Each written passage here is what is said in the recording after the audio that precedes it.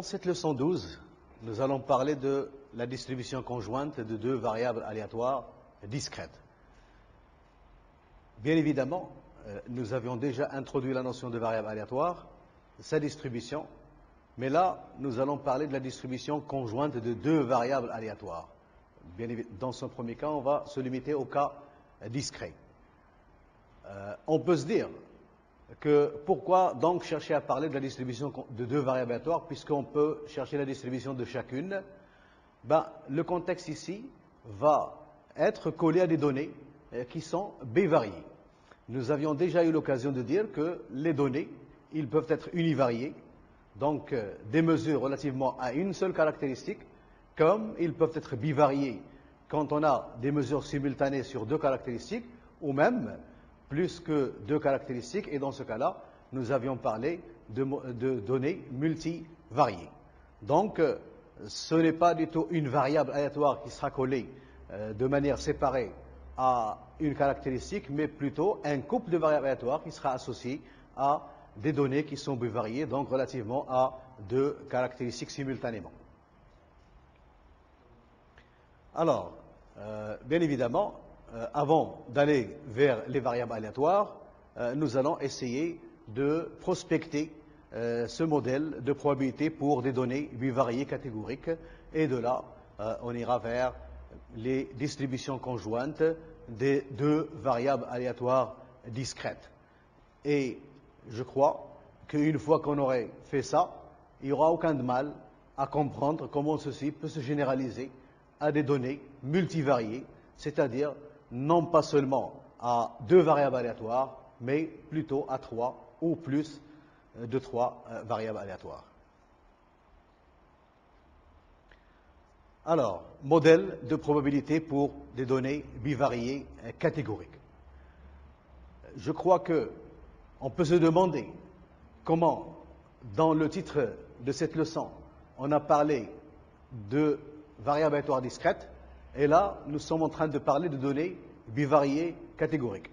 Je crois que ce problème est déjà tranché, puisque depuis le début de ce cours, nous avions dit que, de par leur nature, les données numériques discrètes et les données catégoriques sont assimilables et ils ont à peu près le même traitement à une nuance près que nous allons voir par la suite quand le problème se posera.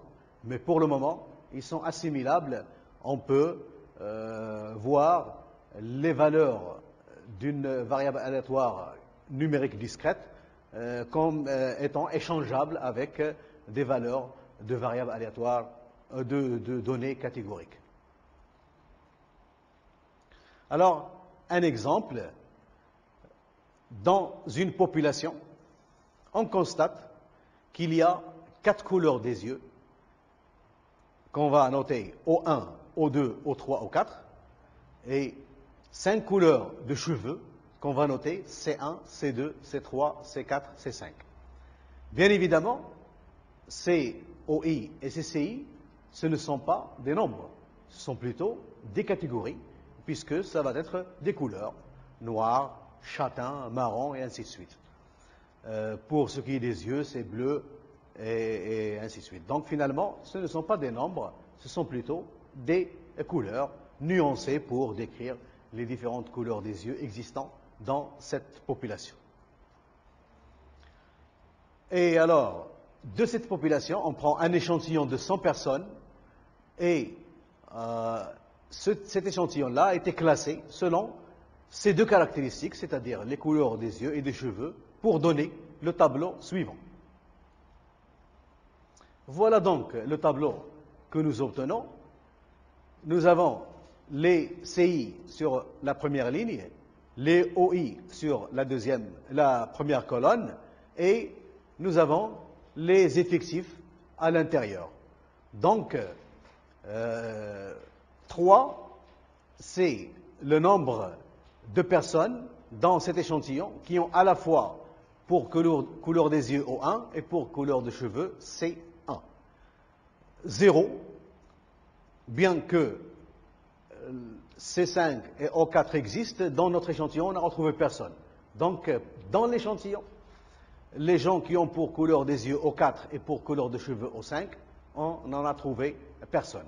Donc, on peut parcourir ce tableau en expliquant un petit peu que finalement, un chiffre qui est au sein du tableau, il correspond au nombre de personnes qui ont simultanément O2 comme couleur des yeux et C3 comme couleur des cheveux. Pour chaque ligne, on a effectué le total et même chose pour chaque colonne. C'est très important dans ce contexte. Alors, avant de quitter ce tableau pour aller l'explorer davantage après, je voudrais quand même faire quelques remarques qui vont nous être utiles pour mieux comprendre les formules ou les quantités que nous allons introduire dans la suite. Alors, 36, qu'est-ce que ça signifie pour nous, à part le fait que c'est un total de la première ligne? 36, c'est le nombre d'individus dans cet échantillon de 100 personnes qui ont pour couleur des yeux O1. Toutes couleurs de cheveux confondues. Donc ça, c'est le nombre total d'individus qui ont pour couleur des yeux O1. Même chose pour 37, O2, et ainsi de suite. 38, c'est l'ensemble, c'est le nombre d'individus parmi ces 100 individus dans l'échantillon qui ont pour couleur de cheveux, c'est 5. Donc, nous savons maintenant ce que représentent les valeurs dans le tableau, et nous savons aussi ce que représentent les valeurs en marge du tableau. Et alors, quand on additionne ces valeurs, ou qu'on additionne ces valeurs, le total est toujours 100, c'est normal, puisque de toute façon, le 100 est là obtenu, on additionne les choses ligne par ligne ou colonne par colonne. Alors, maintenant, si je veux regarder la signification de ce 3, mais d'une manière relative, je peux le ramener à 100 et dire que c'est 3 parmi 100, et dans ce cas-là, ces 3 individus qui ont simultanément la caractéristique O1 et C1 parmi le nombre total d'individus. Donc je peux regarder ceci de manière relative par rapport à 100, et dans ce cas-là, c'est la proportion des personnes qui ont ces deux caractéristiques, mais dans le nombre total de l'échantillon. Je peux plutôt relativiser ce chiffre par rapport à 36. Donc 3 sur 36, je peux le voir comme 3 sur 36, et dans ce cas-là, il représente le nombre de personnes qui ont la couleur des cheveux C1 parmi tous ceux qui ont pour couleur des yeux O1. Même chose pour 8, c'est le nombre de si je la divise par 36, c'est la proportion des personnes dans cet échantillon qui ont pour couleur des yeux C2, de cheveux C2, pardon, parmi tous ceux qui ont pour couleur des yeux O1. Donc, si je travaille uniquement dans cette ligne, je considère ces chiffres-là, mais je les relativise par rapport au total, eh bien, je me place toujours dans la sous-population des individus qui ont pour couleur des yeux O1. Et alors, si je travaille, par exemple, dans cette dernière ligne, je relativise les chiffres par rapport à ce 9, je fais la même chose, je suis toujours en train de considérer que les individus qui ont pour couleur des yeux O4, et je regarde parmi eux combien il y en a pour couleur de cheveux C1, C2, C3, et ainsi de suite. Et donc, ce que j'ai dit pour les lignes, il est aussi vrai pour les colonnes. Par exemple, ce 20 ici, si je le divise par 100, 20%, c'est le nombre d'individus qui ont cette combinaison comme caractéristique, donc O1 pour les couleurs des yeux et C5 pour les couleurs des cheveux, mais ramené à 100, c'est dans tout l'échantillon. Mais si je le relativise par rapport à 38, 20 sur 38, ça serait le nombre d'individus qui ont pour couleur des yeux O1 parmi l'ensemble des individus qui ont pour couleur des cheveux C5, parce que ce 38, c'est le total de ces individus. Donc c'est très important de voir qu'un chiffre qui est à l'intérieur, on peut le diviser par ceci, et il aura une certaine signification. On peut le diviser par cette somme-là, et il aura une autre signification. On peut le diviser par cette somme-là, et il aura une troisième signification. Donc, ceci est très important, et c'est ça qui fait que nous ne pouvons pas considérer de manière séparée caractéristique cheveux et la caractéristique couleur des yeux de manière séparée. Il faut voir les choses de manière globale et se référer aux combinaisons. Bon, ce tableau donne les effectifs qui correspondent à chaque combinaison des 5 catégories de couleurs des cheveux et des 4 catégories des couleurs des yeux. Donc ça, j'espère qu'on l'a bien compris, c'est les chiffres en blanc qui sont à l'intérieur du tableau. Ces chiffres-là, on va les noter, donc on note NIJ, l'effectif associé à la combinaison OI-CJ. Donc NIJ, c'est le nombre dans le tableau qui est le point de rencontre entre la ligne OI et la colonne CJ. Donc c'est le nombre d'individus dans l'échantillon qui ont cette combinaison comme caractéristique par rapport aux deux couleurs, cheveux et yeux et cheveux. Par exemple, N15 qui est égal à 20, c'est la combinaison O1, par exemple, N15 qui est égal à 20 représente la combinaison O1 C5, puisqu'il y a 1, 15, ce n'est pas 1, 15, c'est en fait N, 1, 10, 1 et 5. Donc le premier c'est pour la couleur des yeux et le deuxième pour la couleur des cheveux. C'est la combinaison la plus fréquente, puisque c'est le nombre le plus élevé parmi tous les nombres que nous avons dans le tableau. Et donc, si on relativise ce nombre-là par rapport à 100, tel que je l'ai expliqué tout à l'heure, on aura 20%, et ceci représente, cette combinaison-là représente 20% de l'échantillon total. Maintenant, comme on l'avait fait déjà pour les données univariées, quand on a une seule caractéristique, on va définir la fréquence relative de cette combinaison, qu'on va noter F indice IJ comme étant N indice IJ divisé par 100. Donc, on divisera par le nombre total chaque effectif, et le résultat, on l'appellera fréquence relative de la combinaison dans la totalité de l'échantillon. Dans le cas unidimensionnel, j'espère qu'on se rappelle de ce que nous avions fait avec les fréquences relatives. Nous en avons fait une représentation graphique et nous l'avons appelé diagramme en bâtonnet. Ici, c'est un diagramme en 3 dimensions qui remplacera ce diagramme en bâtonnet dans le cas univarié. Donc, si le diagramme en bâtonnet, c'était des segments en partant d'un point et donc ayant une prolongation par rapport à un deuxième axe, donc le tout se placer dans un plan, ici, nous allons avoir des choses qui vont se placer dans un espace de dimension 3, puisque déjà les données constituent un espace de dimension 2. Alors, voilà comment on va obtenir ce diagramme. Ce diagramme est obtenu de la façon suivante. Dans un plan horizontal, on représente les OI sur un axe et les CJ sur un autre axe, sur l'autre axe. À partir des points de coordonnées OI, CJ, on dresse un segment vertical de hauteur N et J.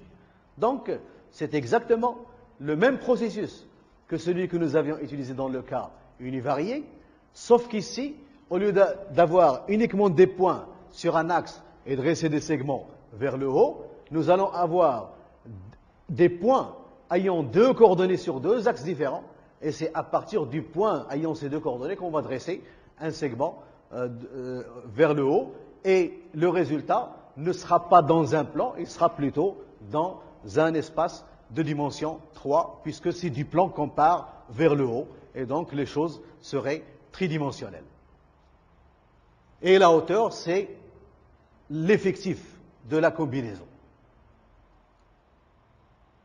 La répartition des 100 valeurs observées dans les 20 cases ou cellules du tableau changera avec un autre échantillon de la même taille, c'est-à-dire de 100 personnes.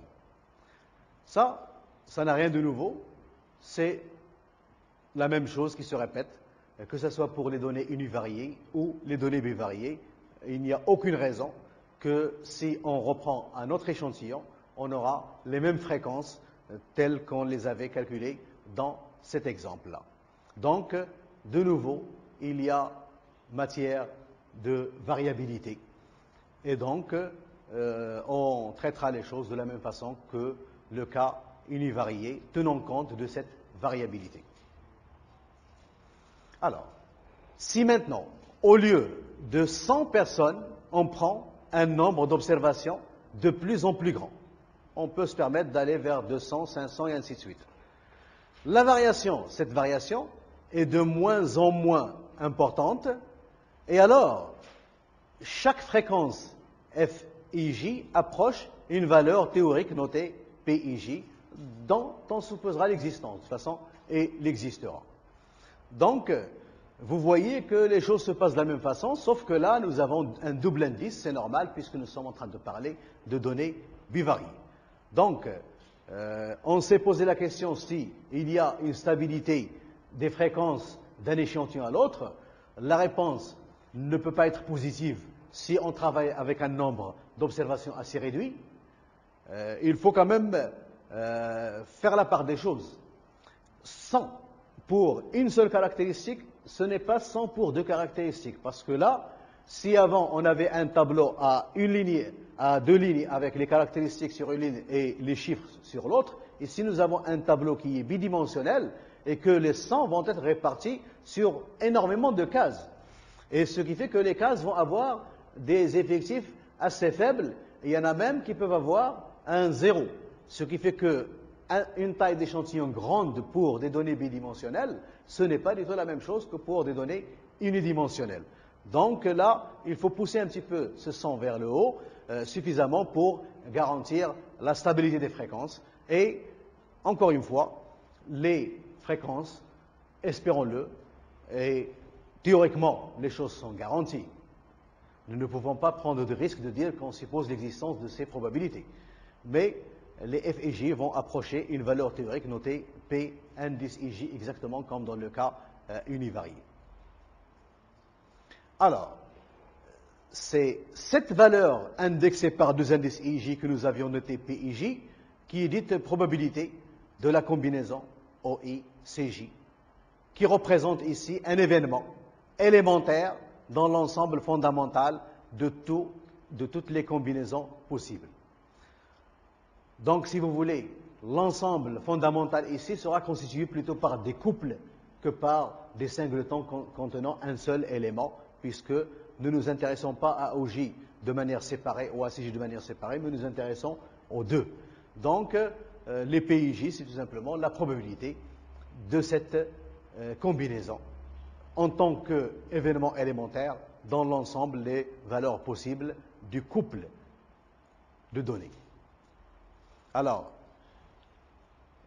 PIJ, cette probabilité que nous avions vue comme étant la probabilité de la combinaison, est aussi la probabilité qu'un individu choisi au hasard dans la population a pour couleur des yeux OI et celle des cheveux CJ.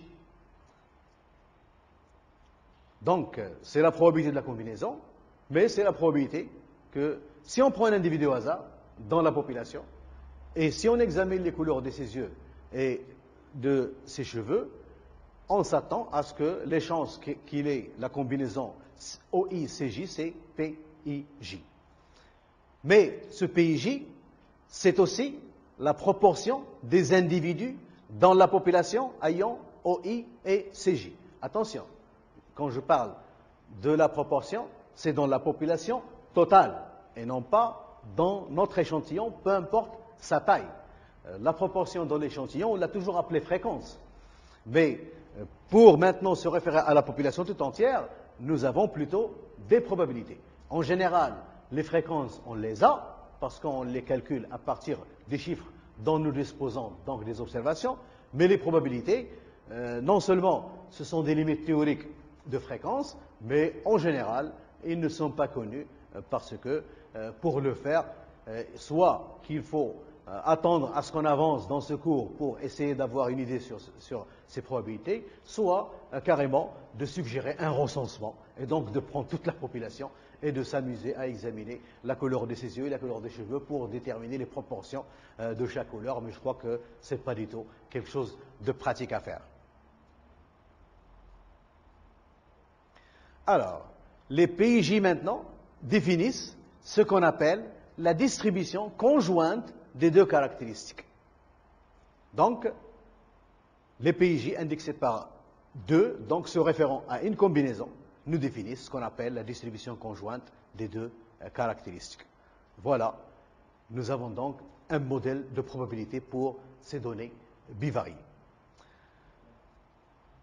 Maintenant, si nous prenons les fréquences relatives que nous avions appelées F indice IJ et nous les additionnons par rapport à J, le résultat, on va le noter FI+.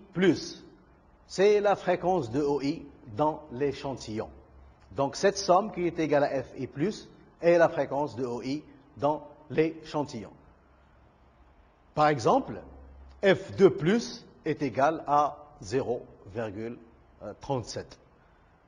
Nous pouvons la calculer à partir du tableau que nous avions déjà vu. Mais ce qui est dit ici, que ce soit de manière générale ou dans ce cas particulier où j'ai un 2, c'est tout simplement les choses auxquelles j'étais en train de me référer en disant que nous pouvons prendre un nombre au sein du tableau et regarder des fréquences, soit relativement au total, par rapport à 100, et dans ce cas-là c'est FIJ, soit relativement à un total par rapport à une ligne ou une colonne, et dans ce cas-là, ça sera F et plus. Donc, si vous voulez, ici, quand on va sommer les fréquences, il faut se rappeler que dans ces fréquences, il y a le même dénominateur. Donc, ce qui est sommé, en fait, c'est les effectifs en haut. Le N qui est 100, ici, ne change pas, il est dénominateur commun à toutes les fréquences. Donc, c'est finalement les sommes que nous avions faites en ligne ou en colonne. Alors, si on fait de même pour les probabilités, on note aussi PI plus la somme des PIJ sur J, c'est la probabilité que la personne a pour couleur des yeux OI. Donc, fréquence devient probabilité avec P à la place de F. Les PI plus donnent la distribution dite marginale de la caractéristique couleur des yeux. Donc, vous voyez que ici, nous nous sommes intéressés aux deux caractéristiques simultanément. Nous avions déterminé un modèle de probabilité pour les deux caractéristiques. Et de ce modèle de probabilité, nous pouvons tirer un modèle de probabilité pour le caractère couleur des yeux. Et nous allons voir par la suite qu'on peut aussi tirer un modèle de probabilité pour les caractéristiques couleur des cheveux. Donc, le PI plus qui est calculé à partir des PIJ donnera la distribution, donc un modèle de probabilité pour la caractéristique couleur des yeux, et on parlera de distribution marginale. Donc les PI plus donnent la distribution marginale de la caractéristique couleur des yeux. Je crois que c'est déjà bien expliqué.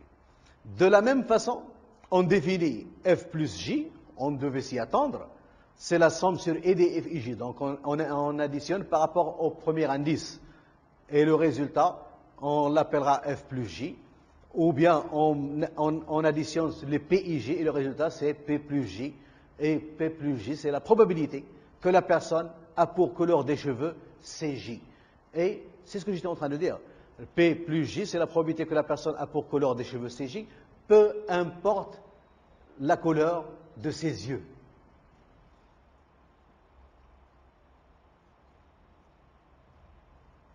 Alors, par exemple, le F plus 1 est égal à 0,05, calculé de la manière la plus simple à partir de notre tableau. Les P plus J, comme les P I plus, nous donnent la distribution marginale, cette fois-ci, de la caractéristique couleur des cheveux. Donc, comme je l'avais déjà dit, à partir de la distribution conjointe définie par les PIJ ou du modèle de probabilité pour les données bivariées, nous pouvons tirer un modèle de proba pour les couleurs des yeux et un modèle de proba pour les couleurs des cheveux de manière séparée.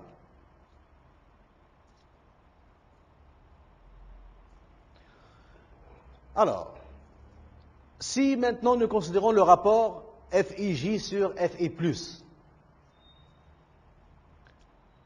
Ce rapport-là, c'est la fréquence des CJ parmi des individus ayant la caractéristique CJ, parmi tous les individus dans l'échantillon ayant pour caractéristique OI. Donc, finalement, comment on calcule ce rapport-là? Il faut voir que ceci étant divisé par n et cela étant divisé par n, si on fait une simplification, on a comme si on a n et j divisé par un n et plus, c'est-à-dire un total sur la ième ligne. C'est les numéros en orange que j'ai indiqués sur la marge du tableau. Donc, ce rapport-là, c'est en fait la fréquence de CJ, de la couleur des cheveux CJ, parmi tous les individus dans l'échantillon ayant pour couleur des yeux OI.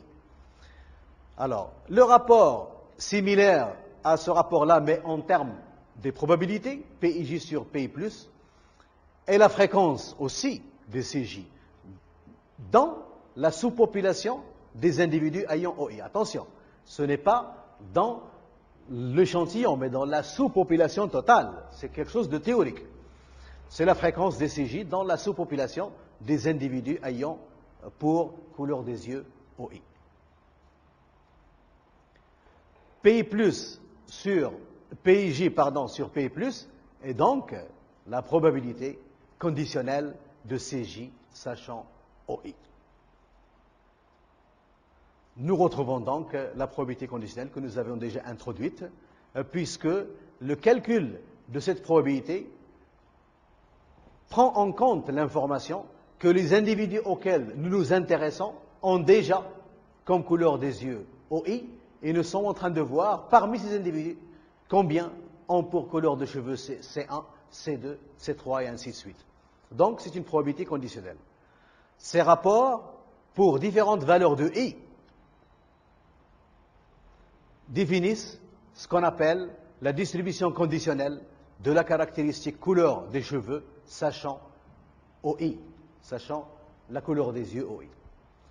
Donc, c'est une façon de parler de probabilité conditionnelle, mais en termes de distribution. Finalement, nous avons la probabilité conditionnelle telle qu'on l'avait vue déjà, et là, nous avons un rapport de proba qui est de nouveau une probabilité conditionnelle. Pour un J fixe et pour différentes valeurs de I, nous avons encore un modèle de proba. Mais ce modèle de proba, c'est le modèle associé à la distribution conditionnelle du caractère couleur de cheveux, peu importe sa valeur, sachant que la couleur des yeux est fixe et c'est OI. Alors, maintenant que nous avons pratiquement tout préparé sur la base de données, nous allons, comme on l'a déjà fait pour le cas unidimensionnel, passer à des variables aléatoires. Donc, distribution conjointe de deux variables aléatoires discrètes. Toujours dans notre exemple, couleur des yeux, couleur des cheveux, du paragraphe précédent, on considère X la variable aléatoire qui prend la valeur I si l'individu a pour couleur des yeux OI.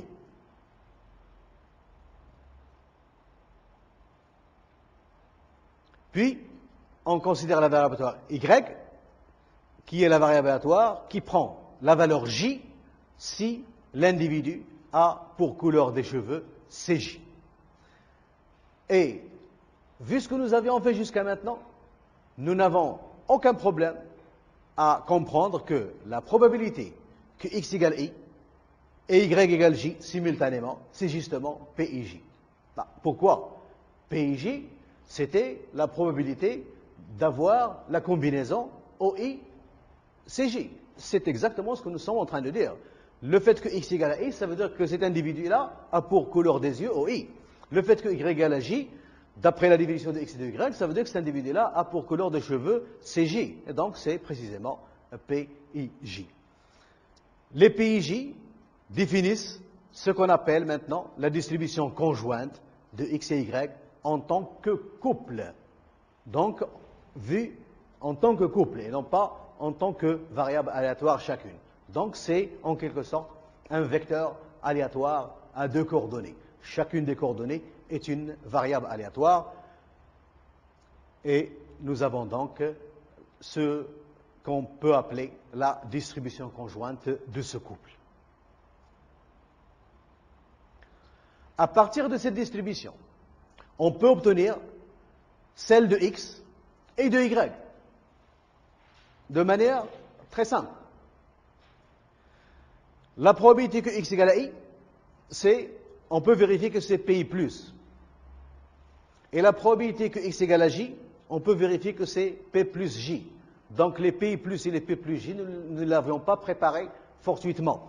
C'est justement, ce sont les valeurs de proba qui vont définir le modèle de probabilité pour x à part et pour y à part. Ces deux probabilités définissent ce qu'on appelle la distribution marginale de x et de y. Donc, nous avons la distribution conjointe définie par PIJ. Nous sommons ces PIJ sur J.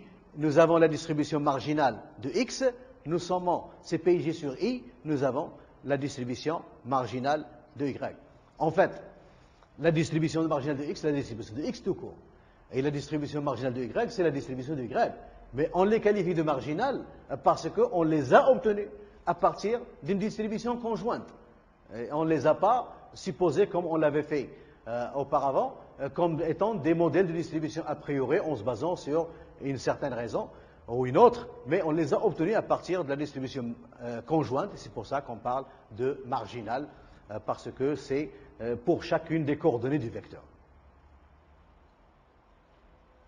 Alors, la probabilité que x égale à i, sachant y égale à j, c'est précisément ce qu'on avait appelé tout à l'heure la probabilité conditionnelle, c'est PIJ sur P plus J.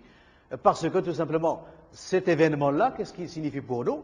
Il signifie la probabilité que l'individu tiré au hasard a pour couleur des yeux OI, sachant qu'il a pour couleur des cheveux CJ. Donc c'est une probabilité conditionnelle.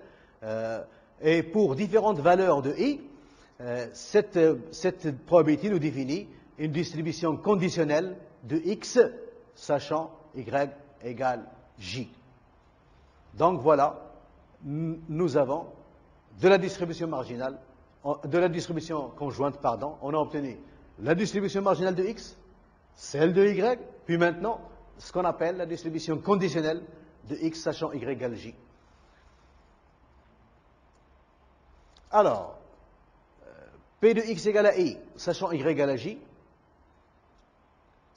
en utilisant, si vous voulez, le rapport que nous avions vu tout à l'heure, PIJ sur P plus J, ça nous donne ceci. Donc PIJ, ce n'est rien d'autre que ça, et P plus J, c'est ça. Mais si maintenant on oublie ça et on regarde cette formule, qu'est-ce qu'on constate? Ben, on retrouve tout simplement la formule de la distribution conditionnelle d'un événement sachant un autre. Rappelez-vous que la proba de A sachant B, on l'avait calculé comme étant la proba de A inter B divisé par la proba de B. C'est exactement ce qu'on retrouve ici. Donc, ce n'est pas comme ça qu'on a voulu le faire, mais on est quand même revenu à cette formule. La connaissance des distributions de X et de Y séparément n'est en général pas suffisante pour déterminer la distribution conjointe de X et Y. Qu'est-ce que je veux dire par là? Ce que je veux dire par là, c'est que si on dispose de la distribution conjointe de X et de Y, telle qu'on l'avait montré tout à l'heure, on peut en extraire la distribution marginale de X et la distribution marginale de Y. On peut même en extraire la distribution conditionnelle de X sachant Y égale J ou de Y sachant X égale Y. Mais reconstituer les choses à l'envers, ce n'est pas quelque chose qui est toujours possible. Donc, si vous me donnez deux variables aléatoires et si vous me donnez leur distribution, vous les connaissez parfaitement, je ne peux pas, uniquement avec ça, reconstituer la distribution conjointe. Le contraire est vrai, mais pas dans ce sens. Par contre, on peut reconstituer la distribution conjointe à partir des distributions marginales, certes, mais ils ne font plus les distributions conditionnelles, comme le montre l'exemple suivant. Donc, distribution marginale plus distribution conditionnelle, avec ça on peut obtenir la distribution conjointe. Mais uniquement les distributions marginales, ce n'est pas toujours possible. Il y a un cas où c'est possible, on le verra plus tard. Mais de manière générale, ceci n'est pas vrai. Alors, un exemple, encore une fois, dans l'urne à 3 boules rouges et 4 boules noires, on fait 2 tirages successifs sans remise. XI est la variable aléatoire de Bernoulli, maintenant nous sommes familiers avec cette variable aléatoire de Bernoulli, associée au ième tirage.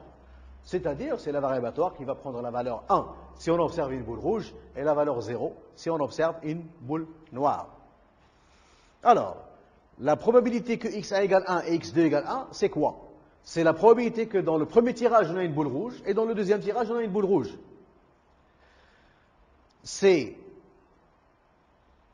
On peut exploiter maintenant la relation entre probabilité conditionnelle et probabilité de la réalisation simultanée de ces deux événements. Puisque cette probabilité, c'est cette probabilité divisée par celle-là. Et donc, la probabilité que x1 égale 1 et x2 égale 1, c'est la probabilité que x2 égale 1, sachant x1 égale 1, que multiplie la probabilité que x1 égale 1. Cette probabilité, c'est 2/6, on l'avait déjà calculé. C'est la probabilité d'observer une boule rouge dans le deuxième tirage, sachant qu'on a déjà vu une boule rouge dans le premier tirage, c'est 2/6, on avait déjà expliqué pourquoi. La probabilité d'observer une boule rouge dans le premier tirage, c'est 3/7. Donc voilà le résultat, 2/6 fois 3/7.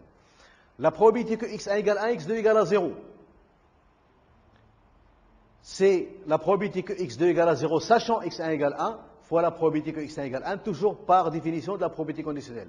C'est 4/7 fois 3/7. Donc, qu'est-ce que je suis en train de prouver ici? Que, en partant de cette distribution conditionnelle et cette distribution marginale, je suis en train de reconstituer la distribution conjointe. Voilà ce que je suis en train de faire. Même chose pour 0, 0 et 0, 1. Donc, je crois que finalement, j'ai vu toutes les éventualités parce que x1 ne peut prendre que la valeur 0,1, x2 ne peut prendre que la valeur 0,1. Donc, j'ai vu toutes les possibilités et je peux donner à toutes ces possibilités une valeur calculée à partir des probabilités conditionnelles et des probabilités marginales. Donc, à partir de la probabilité conditionnelle et marginale, je peux reconstituer la probabilité conjointe de x1 et de x2. Alors, pour deux variables aléatoires z et t, la somme z plus t n'a pas toujours un sens. Mathématiquement, elle a toujours un sens. Mais, si vous voulez, dans la pratique, nous ne pouvons pas ajouter n'importe quoi à n'importe quoi. Mais, quand on peut lui donner un sens, quand ce sens existe, sa distribution est obtenue à partir de la distribution conjointe de z et t. Donc, pour obtenir la distribution de la somme de deux variables aléatoires, généralement, il faut passer par la distribution conjointe des deux variables aléatoires et non pas par la distribution marginale de chacune de ces deux variables aléatoires. Donc, un exemple pour illustrer ceci. On décide de lancer une pièce deux fois. X est la variable aléatoire de Bernoulli associée à la ième lancée. On est déjà habitué à ça. Je définis x comme étant x1 plus x2. Une variable aléatoire à valeur, bien évidemment, dans 0, 1, 2. Il n'y a aucun secret, puisque x1 est à valeur dans 0, 1, x2 à valeur dans 0, 2. Elle représente le nombre de piles dans les deux lancers. La probabilité que x égale à 0, donc comment on peut avoir x égale à 0? C'est que dans la première lancée, c'est 0, et dans la deuxième, c'est 0. La probabilité que x égale à 1, c'est que x1 égale 1, x2 égale 0, ou x1 égale 0, x2 égale 1. Ce sont les deux possibilités. La probabilité que x égale à 2, c'est la probabilité que x1 égale 2, x2 égale 1. Ce sont les possibilités.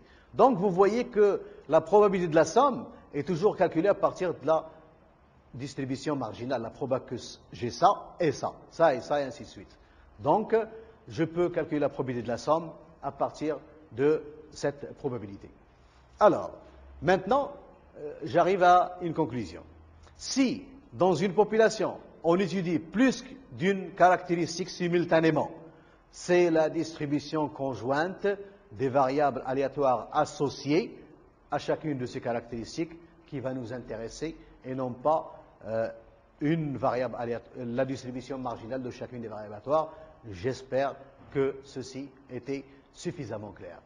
Donc, ce sont généralement pour nous intéresser à plusieurs caractéristiques simultanément. Nous voyons les choses comme vecteurs aléatoires dont les coordonnées sont des variables aléatoires, et c'est à ce vecteur entièrement auquel on s'intéresse et non pas à chacune des variables aléatoires. Je crois que c'est ça l'intérêt d'introduire cette distribution conjointe. Donc, je crois que l'essentiel a été dit. Et alors, comme dans toutes les leçons, je crois qu'il doit y avoir certainement des questions, ou il doit y avoir certainement un besoin d'exercice pour mieux assimiler quelque chose qui n'a pas été si bien fait. C'est pour cela que je vous invite tout simplement à joindre le site web